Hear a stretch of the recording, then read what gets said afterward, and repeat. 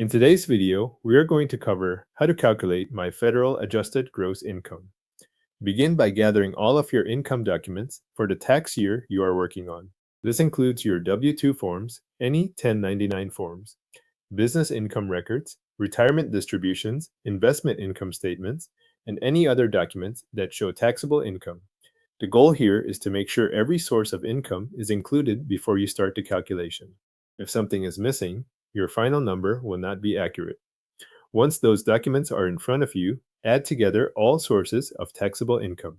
This combined amount is your total income. Use the figures reported on each form and include each taxable source only once. If you have wages from a job, income from freelance work, distributions from retirement accounts, dividends, interest, or other taxable amounts, they all need to be part of this total. After you have your total income, move to adjustments to income. These are specific amounts that can reduce your total before you arrive at your adjusted gross income. Depending on your situation, this may include traditional IRA contributions, health savings account contributions, student loan interest, educator expenses, self-employed health insurance, or other qualifying deductions.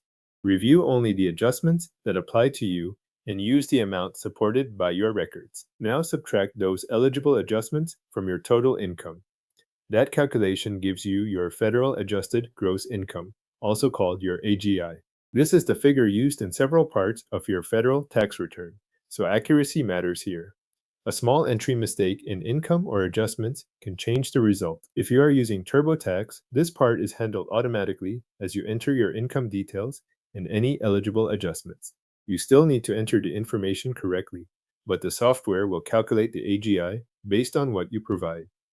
As you move through those sections, make sure each income entry matches your forms and each deduction is entered in the right place. Before you continue with the rest of your return, review your income entries and deductions carefully. Check that nothing has been skipped, duplicated, or entered in the wrong amount.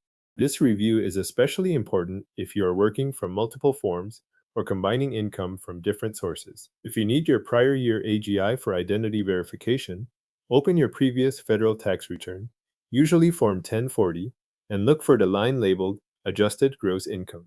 Use that exact figure from the prior year if the tax, software, or filing system asks for it. From there, continue completing your tax return and review all remaining information before filing. Your federal adjusted gross income has now been calculated and confirmed for your tax return.